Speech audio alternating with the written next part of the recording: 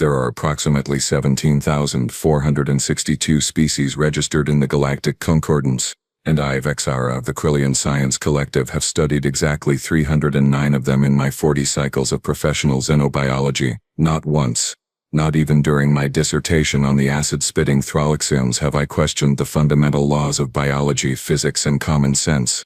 Until today, that is, until I watched a single human do something that should have been cosmically, biologically, and frankly horrifyingly impossible. But let me back up, because context matters, especially when your entire understanding of the universe is about to get drop-kicked into a black hole. Trading Hub Sigma 7 sits at the intersection of 6 major hyperspace lanes, making it the perfect melting pot of galactic commerce, cultures, and occasionally, catastrophic incidents. The station is massive, housing roughly 2 million beings at any given time, with 3 distinct rings rotating around a central core. I work in the Xenobiology Research Wing, which occupies a nice quiet corner of Ring 2, or at least it used to be quiet. That was before the humans showed up. The observation deck where I spend most of my shifts offers a panoramic view of the main docking bays, floor-to-ceiling transparent aluminum, temperature-controlled environment, ergonomic seating designed for 17 different body types, none of which are remotely comfortable for my 4-legged frame.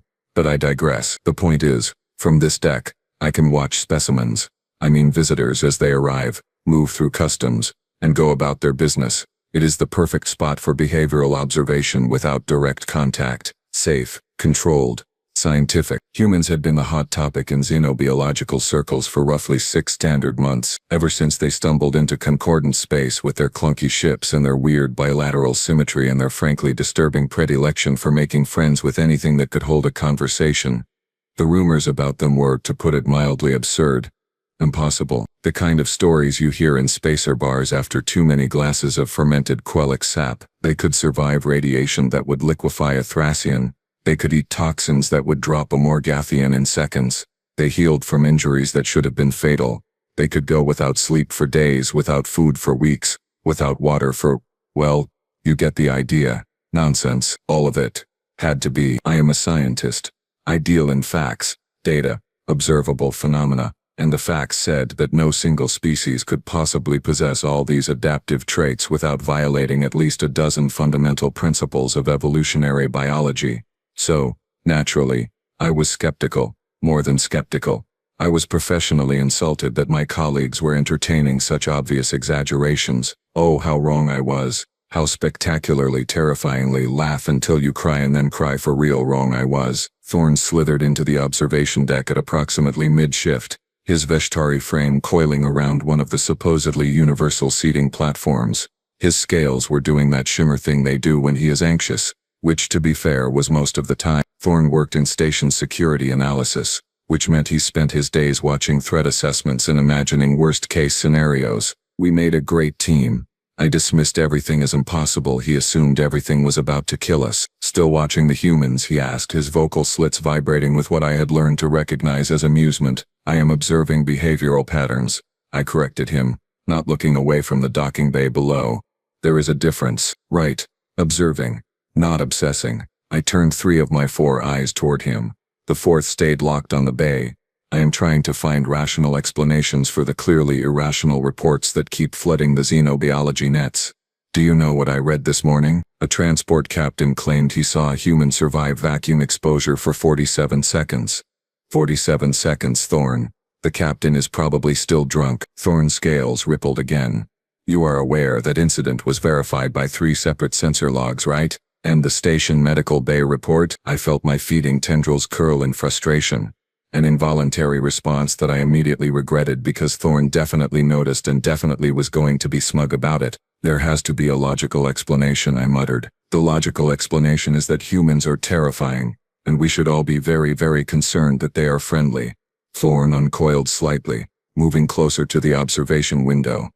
How many are on station now? 43, according to the registry. Most are cargo haulers, a few traders, 2 diplomatic attaches, and 1 who listed their occupation as adventure tourist, which I am choosing to ignore because it raises too many questions. 43 apex predators from a Class 12 death world, wandering around our nice civilized station. What could possibly go wrong? I clicked my mandibles in annoyance. They are not apex predators. That is exactly the kind of hyperbolic nonsense I am talking about. Look at them.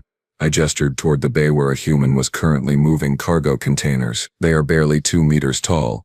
They have no natural armor, no venom glands, no observable weapons besides those stubby little manipulator appendages they call hands. They are soft, squishy, fragile looking. The human in question, according to the ID tag that flashed on my datapad, was named Jackson Cole, 28 standard years old, cargo hauler, registered out of Earth vessel Wandering Star. He was dressed in what appeared to be standard work coveralls, brown hair pulled back in what humans called a ponytail, moving containers that weighed at least 300 kilograms each.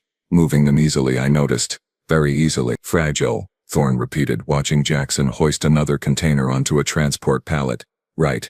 That one just lifted more than his own body weight without mechanical assistance. Muscle density varies across species, I said automatically, though I was making a note on my pad.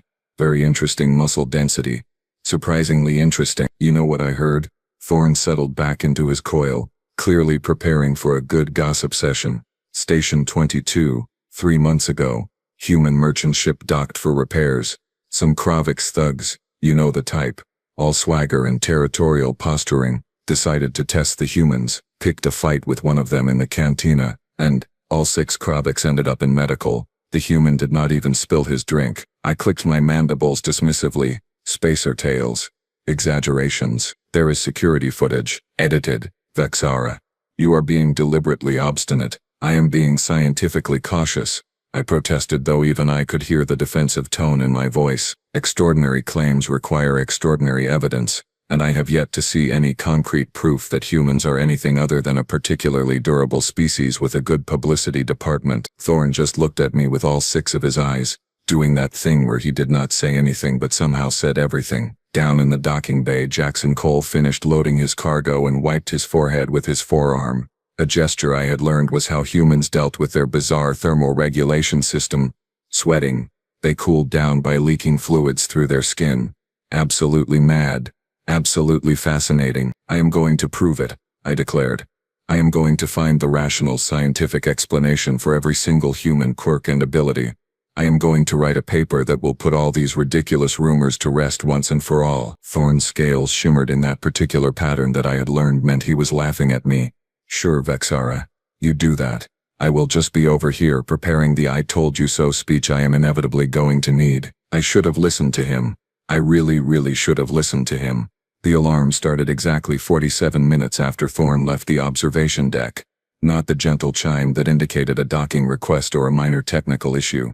No, this was the full station-wide "evacuate to your emergency shelters" alarm that I had only heard during drills, except this was not a drill. My datapad lit up with the emergency broadcast before the announcement even finished echoing through the corridors. Containment breach. Sector 7. Vorfax specimen. Escaped. All personnel evacuate immediately. Security teams respond. Code Crimson. Oh. Oh no. Oh no. A Vorfax was loose on the station. For those fortunate enough to have never encountered Vorfax species documentation, let me provide some context. Vorfaxes are what happens when evolution decides to create the perfect killing machine and then adds a few extra nightmare features just for fun. 3 meters tall when standing upright, which they can do despite having 6 legs. Armored exoskeleton that can deflect most energy weapons.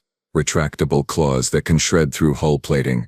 A jaw structure that can bite through reinforced steel. And the fun part, the really special part, they are intelligent, not sentient. Thank the cosmic chorus, but smart enough to hunt, to plan, to remember grudges. They are apex predators from a planet that makes most death worlds look like vacation resorts. And one was loose. On this station. My station. The observation deck suddenly felt a lot less safe. I scrambled for my datapad, pulling up the emergency protocols, trying to remember which evacuation route was designated for my sector. The corridors beyond the observation deck were already chaos. I could see beings of at least a dozen species running, slithering, flying past the entrance. The Thracian delegation, usually so dignified, were literally climbing over each other to reach the emergency transport tubes.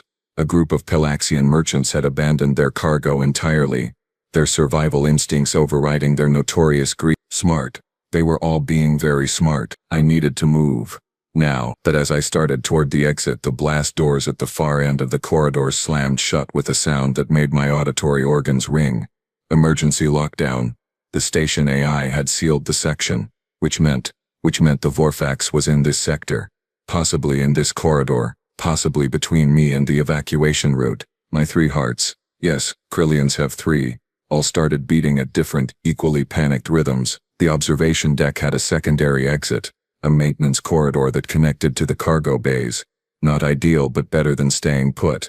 I grabbed my datapad and headed for the access panel, my manipulator limbs shaking enough that it took 3 tries to enter the override code. The maintenance corridor was dimly lit, lined with pipes and conduits that hummed with the station's various systems. Empty. Quiet. Too quiet. I could hear my own breathing, rapid and shallow, echoing off the metal walls. Halfway down the corridor I heard it, a sound that turned my internal fluids to ice. Scraping, clicking, the distinctive rhythm of 6 clawed feet on metal decking. And it was getting closer. I pressed myself against the wall, trying to remember if Vorfax is hunted by sight, sound, or heat signature, or all 3. It was probably all 3. Why would the universe make anything easy? The cargo bay entrance was just ahead. If I could reach it, if I could get inside and seal the door behind me, I might have a chance. I ran. Or, well, the Krillian equivalent of running, which involves all 4 legs moving in a coordinated pattern that is much more elegant than it sounds. I burst through the cargo bay entrance and immediately triggered the door controls. The door slid shut just as something very large and very angry slammed into it from the other side. The impact shook the entire frame.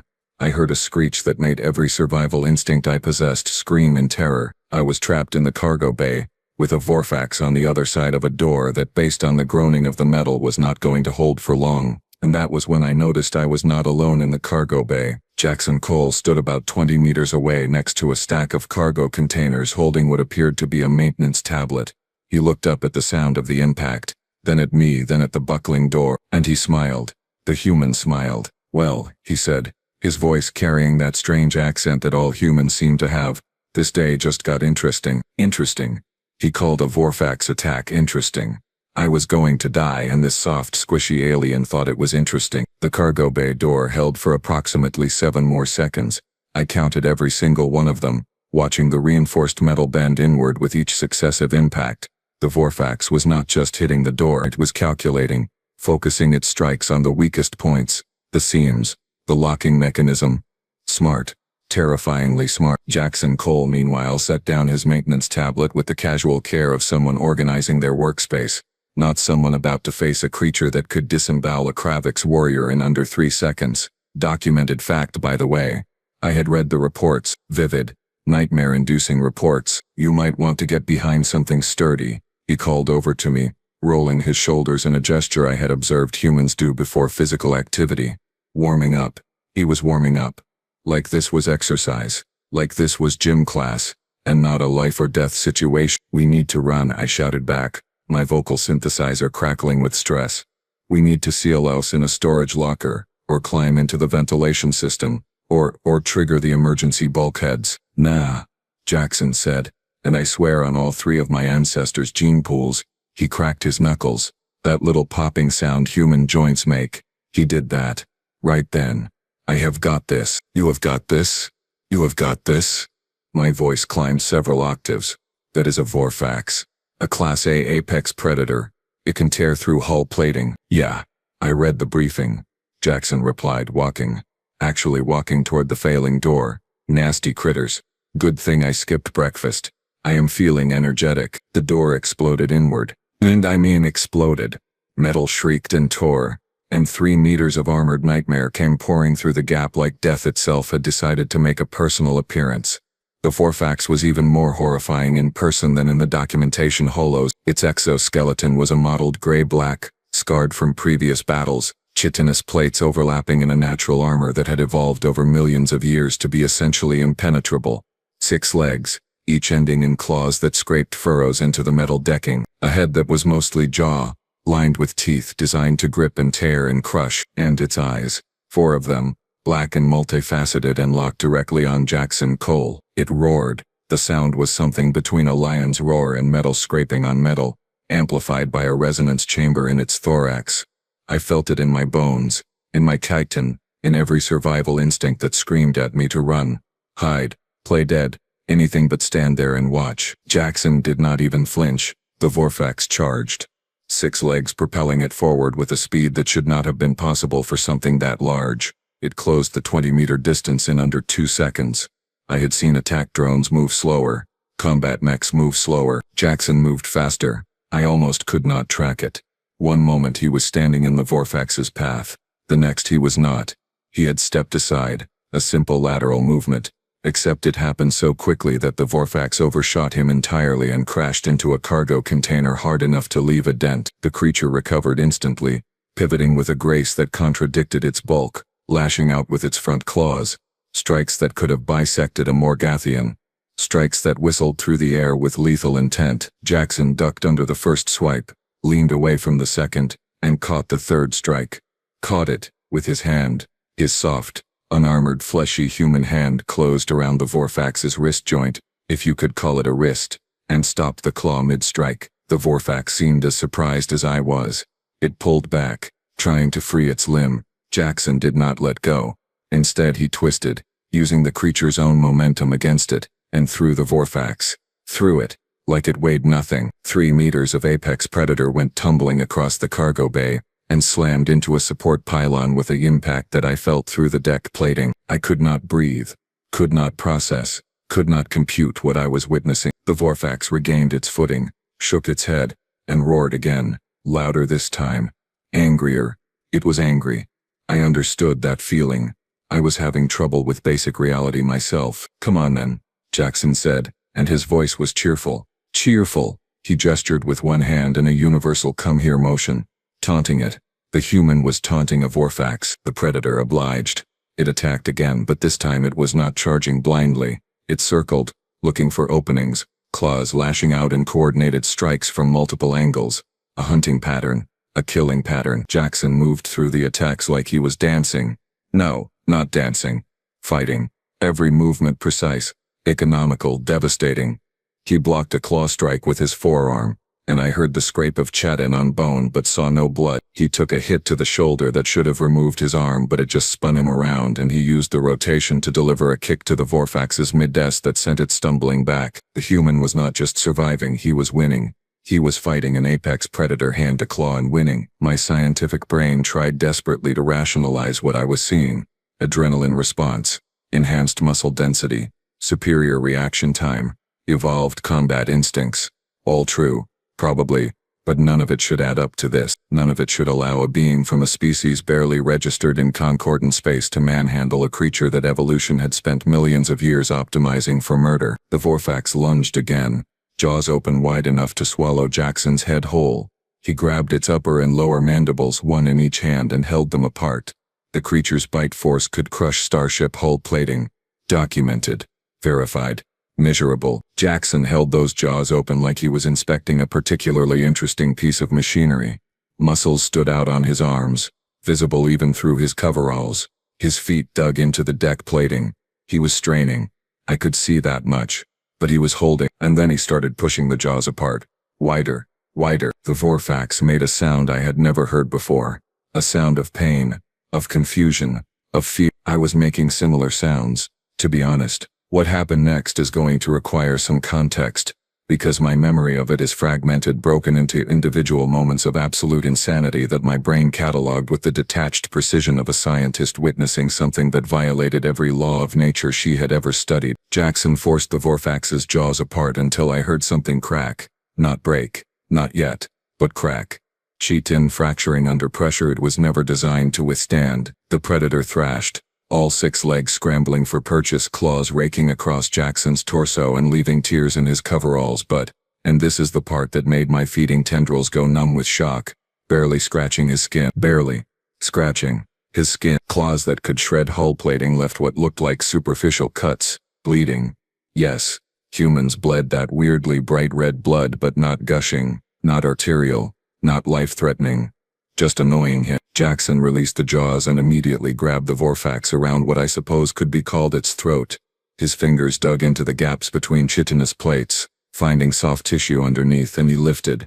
He lifted the 3-meter, easily half-ton predator off the ground, by its throat with one hand. "You know what your problem is?" Jackson said, and he was talking to the Vorfax like they were having a casual conversation. A casual conversation while he was holding a thrashing apex predator in the air. "You have been top of your food chain too long.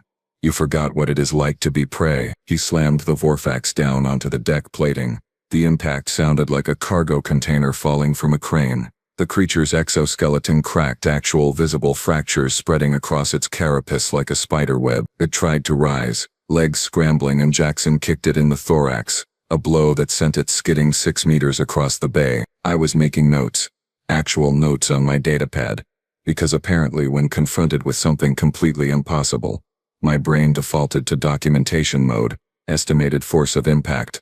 Approximately 12,000 newtons. Structural damage to exoskeleton.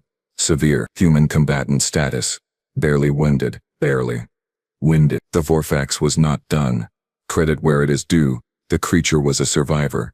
It had not reached the apex of its ecosystem by giving up easily. It rolled to its feet, ether leaking from cracks in its armor, and launched another attack. Desperate now. Survival instincts overriding hunting instincts. Jackson met it head-on. He ducked under a claw swipe, stepped inside the creature's reach, and delivered a punch to what I had learned was called a solar plexus in bilateral species.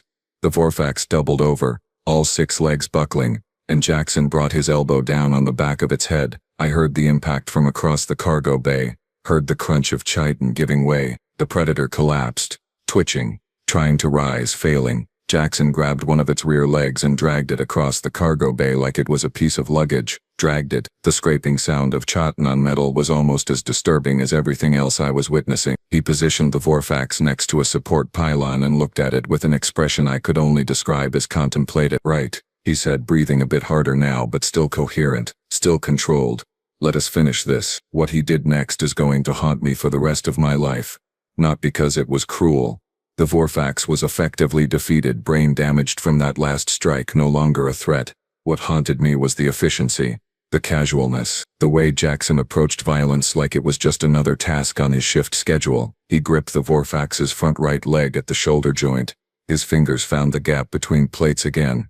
That same tactical precision, that same understanding of anatomy that suggested he had done this before, had done this many times before, and he pulled. The sound was indescribable.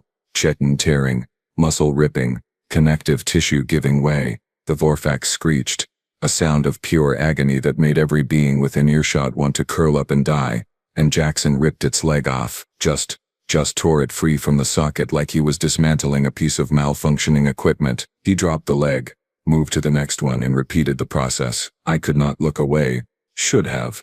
Wanted to. Could not. My scientific brain was cataloging everything with horrified fascination. Grip strength extraordinary, leverage application, optimal, knowledge of anatomy, extensive, emotional response to violence, minimal to none. Jackson removed 4 legs before the Vorfax stopped moving entirely, stopped breathing, stopped being a threat or a creature or anything except a biological fact scattered across the cargo bay floor. He stood there, covered in ichor, his coveralls shredded, bleeding from a dozen minor wounds, breathing heavily but steadily, and looked at his handiwork with the expression of someone who had just finished a moderately challenging workout. "Right," he said, wiping his hands on his pants in a gesture so absurdly normal that it made my brain short-circuit. "That is dealt with. You okay over there?" Was I okay?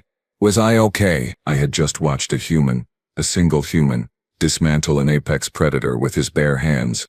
I had watched him tank hits that should have killed him, move with speed that should have been impossible, and demonstrate strength that violated every understanding I had of biological limitations. I started, stopped, started again.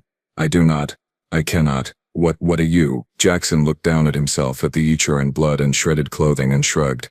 Actually shrugged. "Just a cargo hauler," he said. "Having a weird day. A weird day. A weird day." That was when station security finally arrived, weapons drawn, ready to face the Vorfax threat. They burst through the damaged door, a 6-being team in full tactical gear, and stopped dead at the scene before them. One human, one very messy, very dismembered Vorfax, one Krillian xenobiologist having what could medically be classified as a complete psychological breakdown, the security team leader, A Thracian named Krell that I recognized from Thorn's department, lowered his weapon slowly and stared at Jackson with all three eyes. "What?" Krell said slowly, his translator struggling with his tone. "In the name of the cosmic chorus happened here." Jackson gestured at the Vorfax remains. "Containment breach. I contained it." "You contained it?" "Yup. By yourself." Seemed like the thing to do. Krell looked at me, as if hoping I could provide a rational explanation for what his sensors were telling him had happened. I opened my mouth, closed it, opened it again, made a sound that was somewhere between a laugh and a scream. "He ripped it apart. I finally managed. With his hands, he killed it. It attacked first." Jackson pointed out helpfully. "Self-defense. Self-defense. Self-defense." The medical team arrived 14 seconds after security, which I know because I was still staring at my chronometer, watching the numbers change, trying to focus on anything that made sense in a universe that had clearly gone completely insane. The lead medic, a Pelaxian named Rix, whose species had 4 arms specifically evolved for delicate surgical work, took one look at the carnage and immediately scanned for life signs. When the scanner pinged only 2 living beings in the cargo bay, myself and Jackson, Rix's face went through a fascinating color change that in Pelaxian physiology indicated extreme confusion. "The human is injured," Rix announced, approaching Jackson with the caution one might use approaching an active explosive. "Multiple lacerations, possible internal trauma. Shock protocols should be." "Why are you standing up?" Jackson looked down at his torso where the Vorfax claws had torn his coveralls and skin. "Oh, these? Yeah, stings a bit. You got any antiseptic? Maybe a bandage?" "A bandage," Rix repeated slowly. "You want a bandage? For wounds that should have perforated your internal organs?" "Well, they did not, so." Jackson smiled again, that same easy expression that I was beginning to realize was just his default face. "Just need to clean them up. Probably should get a tetanus shot too."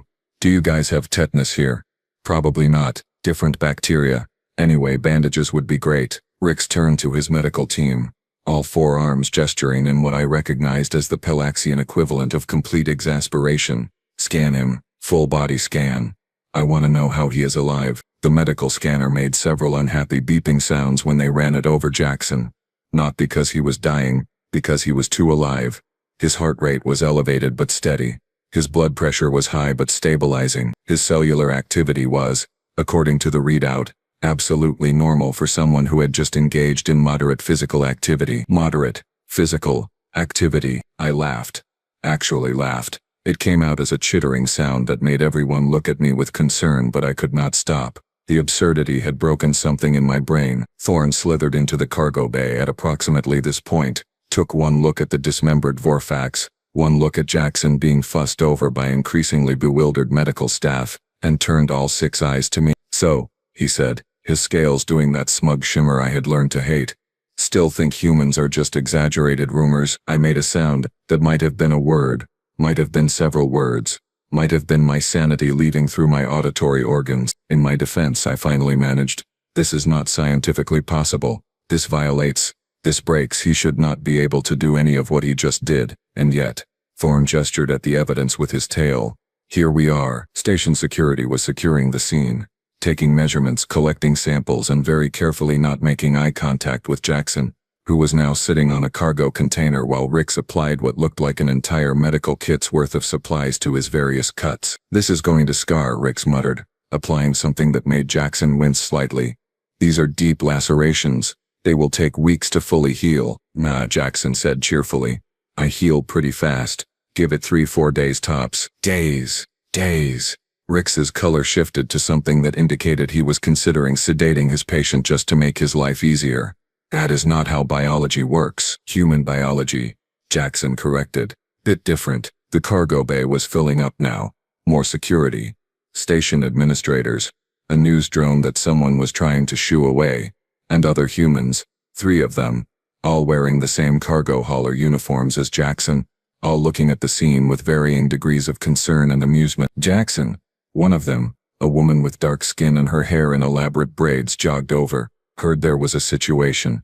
You good?" "Yeah, Amara. All fine. Just a Vorfax. Got a little messy." "A little messy," Amara repeated, looking at the remains. "You dismembered it. It started it." Amara sighed the sigh of someone who had been through this before. "You are filing the incident report." I am not explaining to Captain Reynolds why we need another station violation waiver. Another. One of the other humans, a young male with bright orange hair that defied several laws of natural pigmentation, was recording the scene on a handheld device. Dude, this is going on the crew channel. Epic takedown. Finn. No. Jackson protested weakly. Finn. Yes. The guys back on Earth are going to lose their minds. You went full berserker mode on an alien death lizard. It is not a lizard. And I was completely calm the whole time. I could not take it anymore. I slithered, yes. Slithered because my legs were not working properly, over to the group of humans who were casually discussing the brutal dismemberment of an apex predator like it was office gossip. Explain, I demanded, pointing at Jackson with two of my manipulator limbs because one did not seem emphatic enough. Explain how you did that. Explain how you survived that. Explain how any of this is possible. Jackson looked at Amara.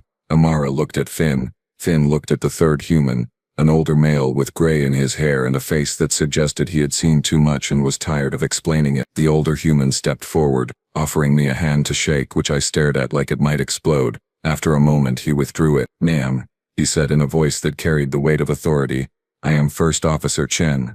Maybe we should have a conversation about human biology, and Earth. Specifically, about what kind of planet produces humans, a death world. Thorne supplied helpfully from behind me. Class 12. I read the concordance briefing. Chen smiled, but it was not a happy smile. It was the smile of someone delivering bad news.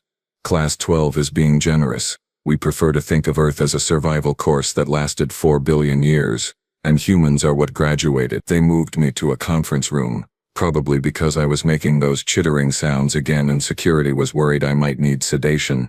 Thorne came with me, offering moral support, which mostly consisted of him saying I told you so with his scales instead of his words. Chen, Amara and Jackson sat across from us.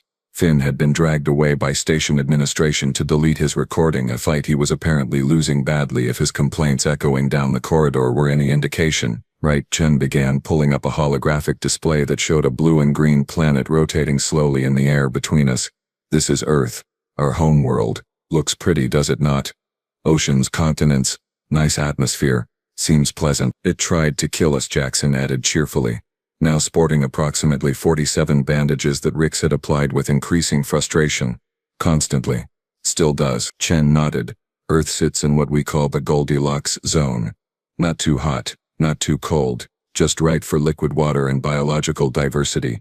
Which sounds great, until you realize that same diversity meant everything was competing to eat everything else for about 4 billion years. The hologram shifted, showing various Earth creatures, large ones with teeth, scaled ones with venom, tiny ones that apparently cause diseases, flying ones, swimming ones, burrowing ones, all of them looking for creative ways to murder each other. Our planet has 5 major extinction events in its geological record, Chen continued.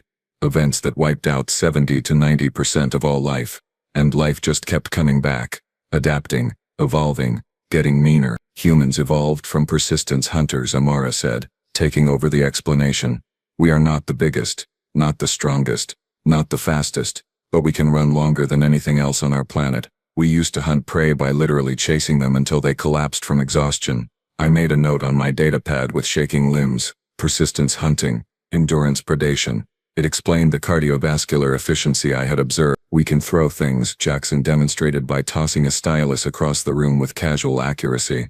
Sounds simple, but we are the only species on Earth that can throw with enough force and precision to hunt. Our shoulders, our hips, our spine, all evolved for ballistic trajectory calculation. We sweat, Chen added. Most Earth predators cool down by panting. Inefficient. We cool down by evaporating water across our entire skin surface. Means we can regulate temperature while running, while fighting, while doing pretty much anything. The hologram showed human anatomy now. I tried not to have another breakdown while looking at it. Our bones are reinforced with calcium phosphate. Our muscles have a higher proportion of fast twitch fibers than most Earth species.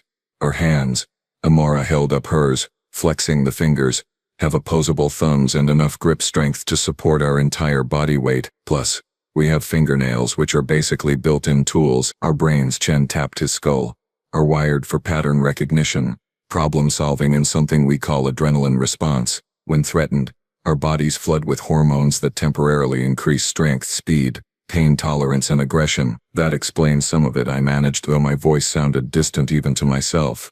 But not all of it. The damage he sustained, the force he generated, the speed. Those numbers do not add up even with everything you just described. Jackson and Chen exchanged a look. Here is the thing, Jackson said slowly. Everything we just told you, that is baseline. That is humans on a normal day. We have not even mentioned what happens when we get serious. Serious.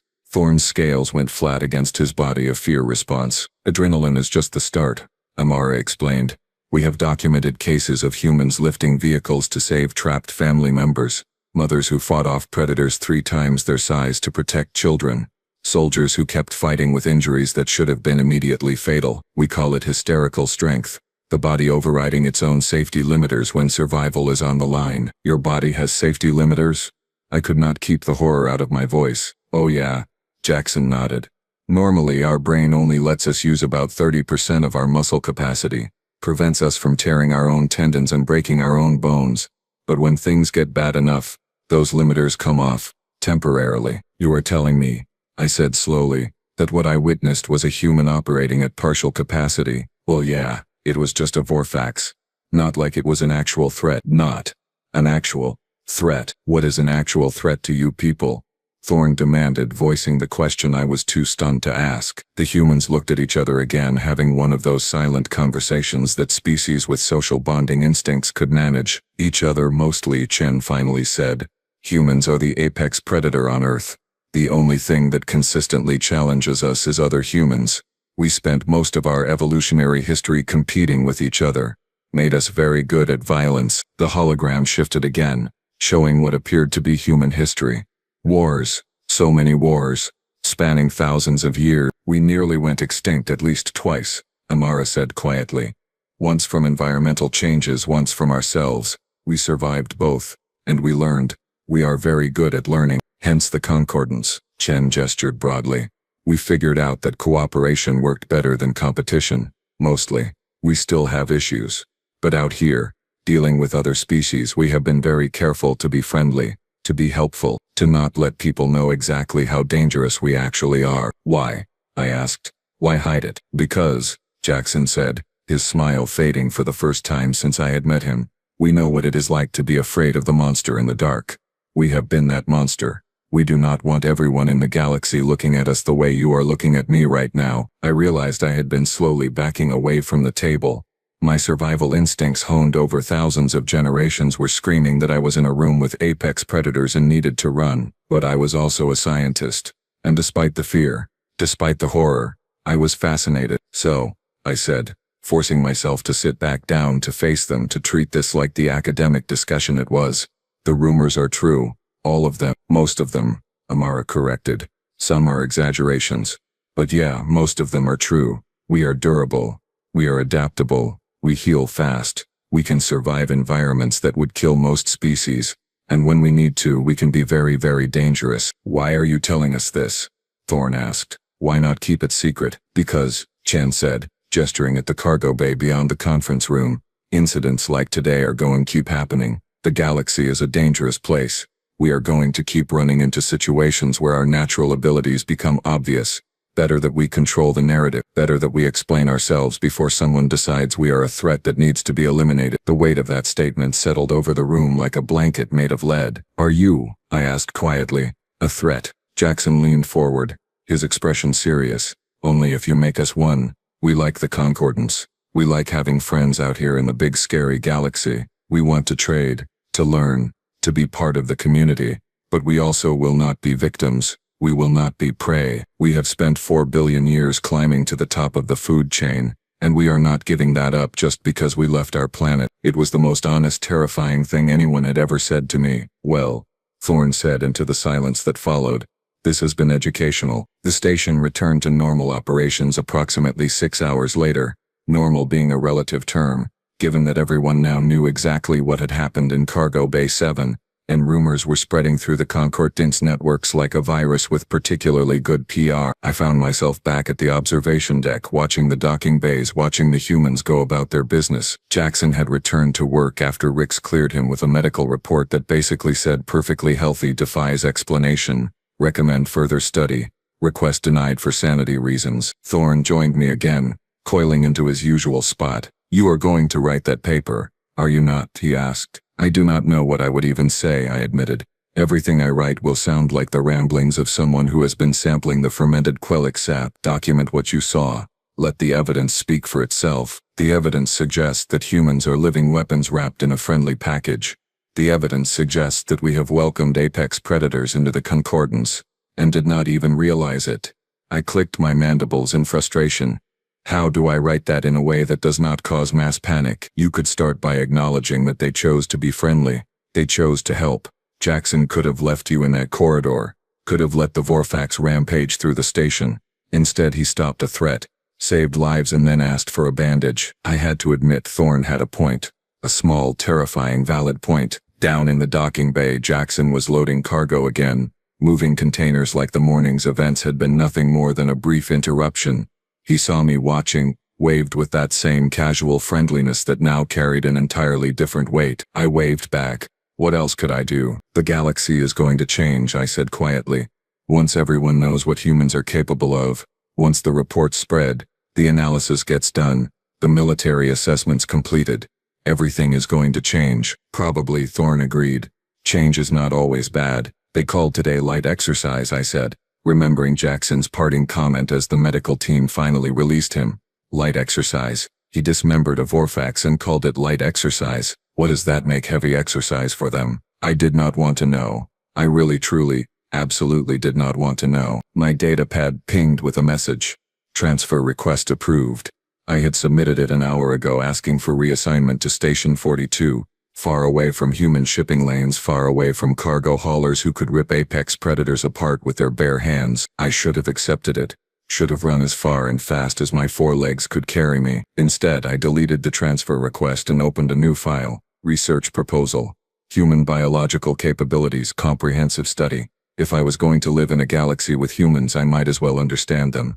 Might as well document them. Might as well be the xenobiologist who either won the most prestigious awards in concordance history or became a cautionary tale about asking too many questions. "You are staying," Thorne observed. "I am a scientist," I replied. "We do not run from uncomfortable data. We study it until it makes sense, and if it never makes sense, then I will have a very interesting career." Down in the docking bay, more humans were arriving.